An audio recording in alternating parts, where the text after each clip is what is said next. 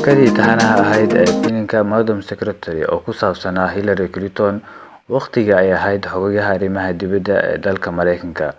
Waxaan ku hakinay qaybtii labaad iyadoo ninkeeda oo ah Professor macallin ka ah Jaamacadda George Washington ay ka codsanayso inuu u fududeeyo arrimo muhiim ah oo kaga xiran wasiirka arrimaha dibadda ee dalka Ruushka. Halkii ayaa kasii ambaqaadayna qaybta saddexaad. Haddii tahay daawada markii kugu horreysay aad soo boqoto channelkeena, fadlan subscribe adigoo u sii share garanaya asxaabtaada. Magacaabisteedii kadib markii ay xafiiska la wareegtay, waxay cadaadis badan kala kulantay madaxtooyada, gaar ahaan agaasimaha madaxtooyada oo ah nin oday ah aadna u adag. Ninkasi bay isku diidan yihiin, wayna ka baqi jirtay. Waxaas ka waram ama sidaas ma yeeli kartaa? Ma yiraahdo wuxuu yiraahdaa inaad sidaas yeeshaa ku fiican, inaad ka fiirsataa ila fiican, raaligelin ma aqbali doono iyo hadallo hanjabaad u badan.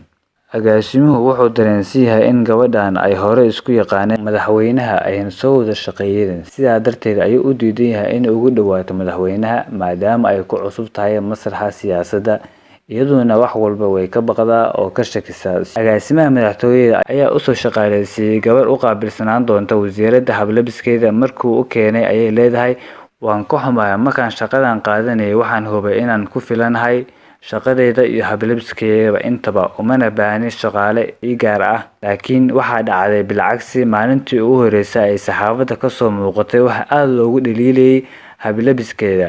Dagaalka agaasimaha madaxtooyada iyo wasiiradda halkaas ayuu ka bilaabanayaa. Haddana isma horiyaan oo waa laba qof ee waqtiga ugu badan madaxweynaha la qaata. Waxay aad ugu tartamaan talooyinka iyo xogta ay siiyaan madaxweynaha, inta badan iyada guuleysata. Shaqaalaha wasaaradda midkood ma aysan soo shaqaaleysiin oo meesha ayay uga timid. Sidaa darteed aad uma wada aaminsana shaqaalaheeda. Waxa ugu muhiimsanaa islaan agaasimaha wasaaradda ah, wiilka wasiiradda u qora khudbooyinka, gabadha saxaafadda u qaabilsan iyo la taliyaha siyaasadda arrimaha dibadda. Wasiiradda ayuu u keenayaa inuu shaqada ka tagayo, isagoo sabab uga dhigay inuu la taliye siyaasadeed ka daalay. Sidaa darteed uu doorbidi lahaa inuu tijaabiyo meelo kale. Markaas wasiiraddu weydiinaysa waxa uu ula jeedo. Meel kale ayaan tijaabinayaa. Wasiirka ka horeeyay waxaan ku ballansan inuu madaxweyne u tartamo, aniguna aan ka caawiyo siduu u tagi lahaa aqalka cad, kadibna aan wasiir ka noqdo kursiga aad ku fadhidid. Waxay ku qancinaysaa inaysan hadda meelahaas ka hadli karin, laakiin uu la joogo intay xafiiska la qabsan doonto. Agaasimaha madaxtooyada ayay u sheegaysaa in mid ka mid ah shaqaalaheeda uu soo gudbiyay shaqo ka tagis. Muddo yar kadib ayuu ku leeyahay, waxaan ku hayaa nin ka aqoon badan intuu doonaba, ninkaas oo PhD haysta, saaxiibkeygana ah.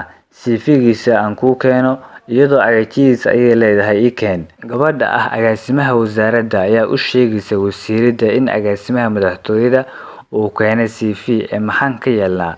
Waxay leedahay waan u baahanahay ninkaas, laakiin wuxuu ka socdaa dhanka agaasimaha madaxtooyada. Dabcan isaga ayaa lahaanaya markasta shaqaalahayga ma ahan, marka waan ka shakisanahay. Waxay leedahay wasiir, qof kasta intaadan adigu yeelan qof baa lahaa.